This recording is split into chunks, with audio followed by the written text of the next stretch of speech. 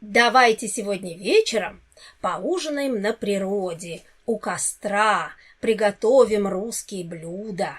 Я согласна быть вашим поваром, но сначала договоримся, что будем есть. Какие есть идеи? Я давно хотел попробовать одно русское блюдо. Называется селедка в шубе или селедка с шубой. Я слышал несколько раз это название, но, честно говоря, совершенно не понял, что это значит. Зачем рыбе шуба? У нас в Канаде даже женщины зимой шубу уже не носят, а у вас в России шубу носит даже рыба. Странно. Джон, ты опять все перепутал. Я думаю, что ты имел в виду блюдо селедка под шубой. Наша селедка шубу, конечно, не носит. На селедку кладут много овощей. Овощную шубу, чтобы селедка была вкуснее. И селедка под овощами, как под одеялом. А мы говорим под шубой. Блюдо, конечно, вкусное, но чтобы его приготовить, нужно много времени.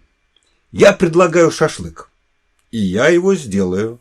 У тебя, Мария, на даче можно жарить шашлык? Можно жарить шашлык на костре.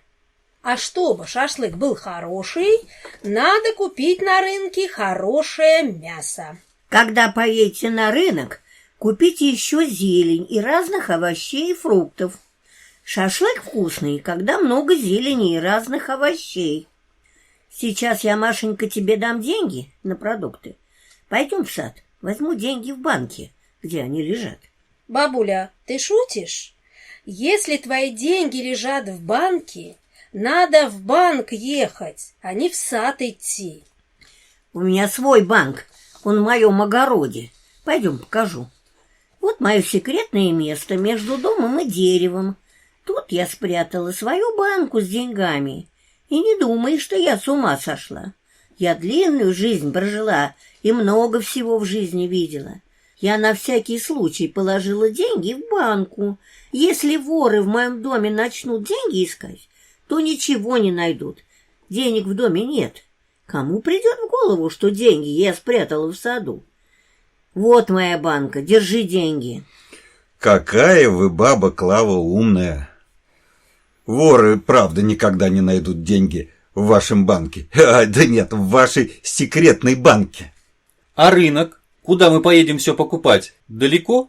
Сколько нужно времени, чтобы доехать до рынка? Здесь недалеко ехать, Джон. Думаю, доедем до рынка за полчаса. И, надеюсь, наш шопинг не будет скучным. Наш рынок, конечно, не музей, но он является местной достопримечательностью. Уверена, что тебе он понравится.